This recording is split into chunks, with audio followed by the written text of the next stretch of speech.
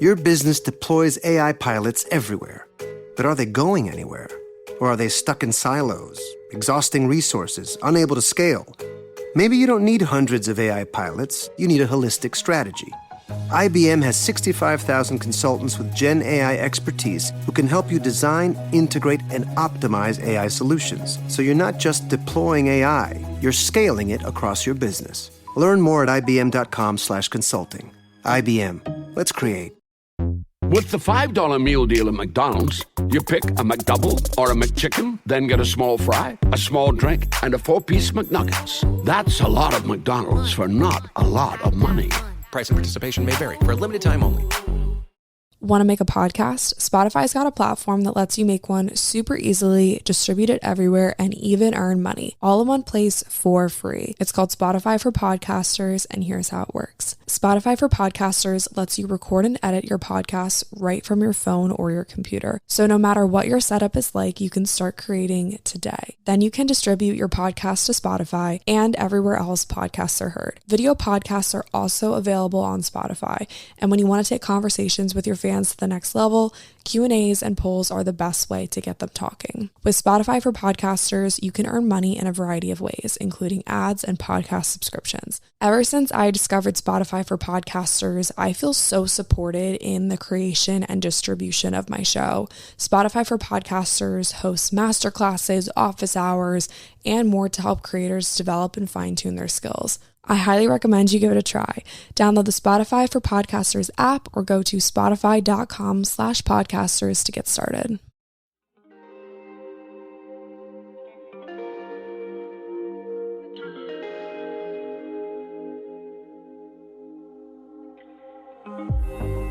What's up, everybody? Welcome back to 80/20. Literally, as soon as I hit record, someone started mowing the lawn. Like, the neighbors started mowing their lawn. So I don't know if this mic is picking any of that background noise up, but I apologize if it is. But we got to get this done. I've been grinding on work today. I've recorded 2 podcasts already. This is the 3rd. So if my voice sounds like a little raspy, that's why. And I have a call with a client in a little bit.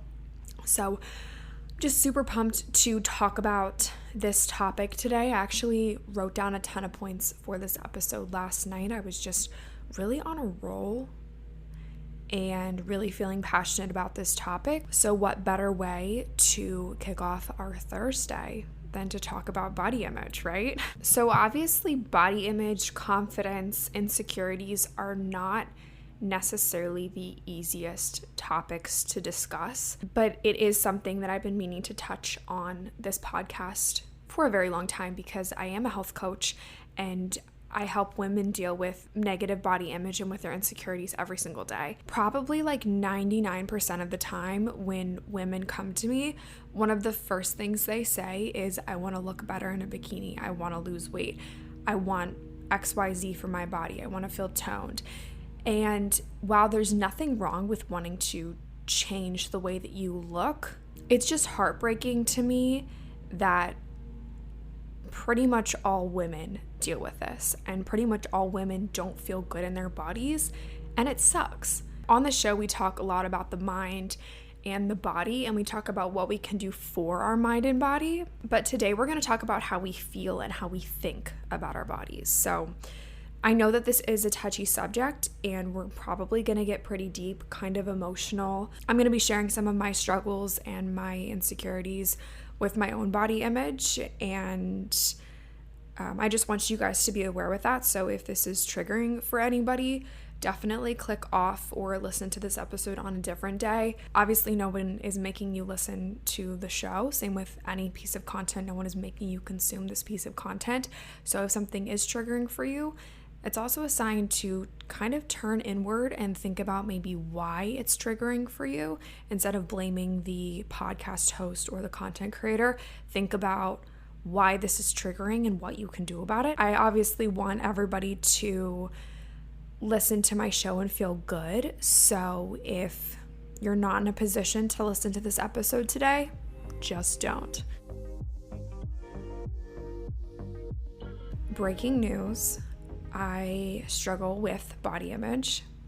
I think just about everybody is insecure about something in some way, shape, or form. We all have things that we wish that we could change, and it's something that you have to work at every day. And I never truly felt completely confident in my body until probably this year. Growing up, I kind of just ate whatever I wanted, and I kind of honestly treated my body like a garbage can. Like, I was always involved in sports and stuff, but in high school, I went on birth control, and that messed with my hormones, as birth control does, and it really just put a band-aid on the symptoms why I went on birth control for acne, for, regulating your period or whatever. And all it really did was just mess with my hormones even more and cause me to gain a lot of weight. And I really did not feel good about myself. It also didn't help that I would go to Chick-fil-A every day after school. I would get Starbucks coffee twice a day. So I never changed my eating habits, even though I was gaining weight for being on birth control.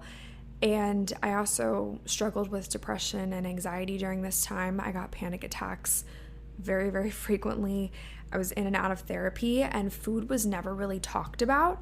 So naturally, I just didn't think that what I ate had any effect on my mind or my body. I just kind of thought that none of this was interconnected, when in reality, if you listen to the show, you've heard me say it a billion times, they totally are interconnected. I just really didn't think that what I ate mattered. I felt like I had no control really over the situation. I just felt like I had no other option than to keep taking birth control, not because I was having sex, because I was in high school, but I had bad acne, and they told me that the only way to fix that was to go on birth control. So I felt like to fix this one insecurity, I had to take a birth control pill that would just give me another insecurity. Looking back, it doesn't make any sense to me, but at the time, that's just what I thought had to happen.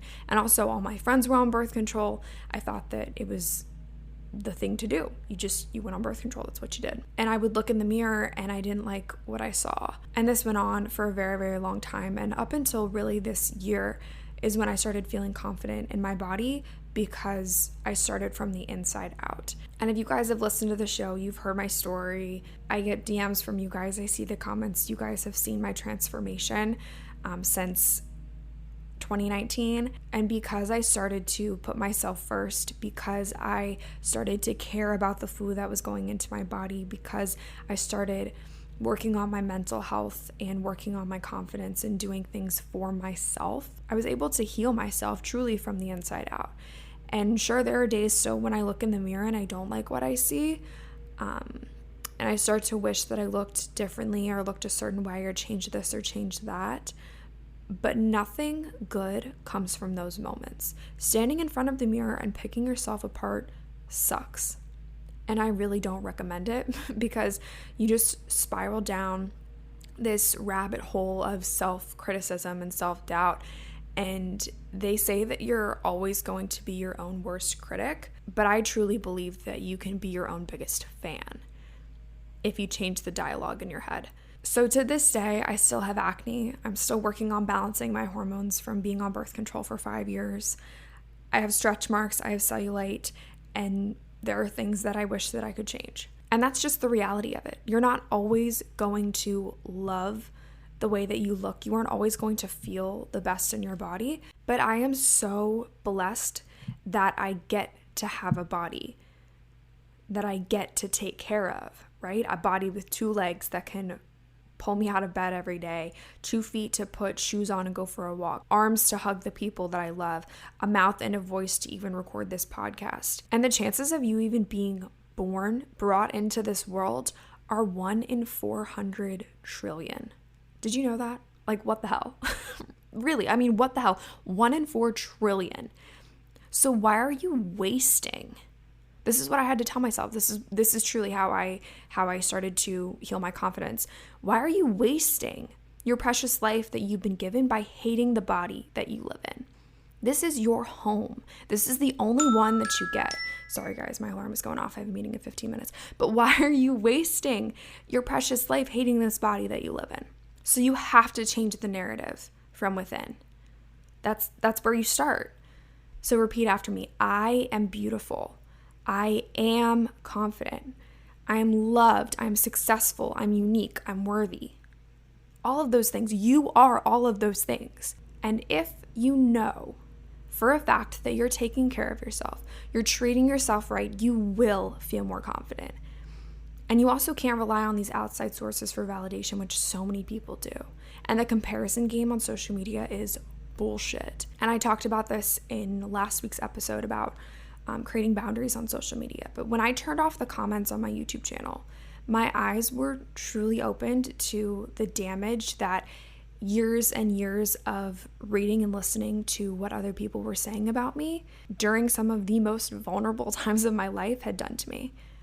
And I never knew until I took a step back and looked in the rear view that these voices of people that didn't even know me were telling me who I was and who I should be and who I should look like. And I'd also been relying on the comments to tell me the good stuff too. They were controlling how I felt about myself, controlling the narrative in my own head that I have complete control over, nobody else. So instead of turning inward and allowing that confidence, that self-love and peace to shine through, I was listening to the voices of people that didn't even know me. Of course, there are always going to be days where you feel bad about the body that you're in, and that's just how it is. And of course, it's okay to have goals for your body and want to change things about your body, or even people who like get a nose job because they hate their nose. If you have an insecurity that you can change, by all means change it. But you have to meet yourself where you are today in order to make those changes. It has to come from within. If you don't accept your body now, accept who you are today, when you reach your goal of losing 20 pounds, when you reach your goal of finally getting that nose job, when you reach your goal of changing your hair color, are you actually going to be happy, or are you always just going to keep wanting more? You got to meet yourself where you are. You got to be happy now, or else all of these changes, all of these solved insecurities aren't really going to solve anything, because it's not really physical, right? It's mental. We have these ideas of what we should look like in our head that aren't necessarily true. I mean, as a health coach, I've seen all different types of people, and there are some people who come to me who definitely need to lose weight for health reasons. There are some people who just want to tone up and fix their diet. There are people who look perfectly healthy on the outside, and they're struggling on the inside. Their digestive system is wacky, and they just don't feel good in their body from the inside, you know? So I think it's just a really good reminder that you never know what someone else is struggling with, especially when it comes to body image. The most perfect looking girl, the most popular girl in school, could be totally struggling with something that you admire about her. You just never know. So it's just so important to always treat people with respect, never jump to conclusions, and also don't comment on people's bodies. So self-talk is huge, and if you're kind to yourself, it's going to be so much easier to love yourself. Because if you don't have respect for yourself, this whole process of reaching this said goal is going to be brutal, and you're not going to enjoy it. But when you say, I love my body, so I'm going to go work out. I love my body, so I'm going to eat well, instead of, oh, I have to be on this diet because I want to lose weight.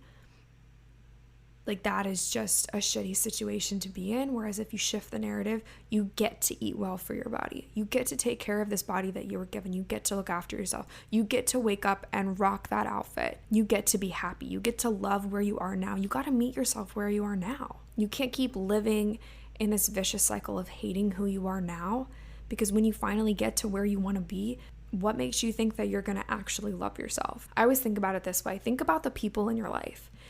And maybe they have an insecurity that they've shared with you. Maybe there's something that they are insecure about that they've never shared with you. But regardless of the situation, do you love them any less because of that insecurity? Would you love them more if that insecurity was, quote, taken care of?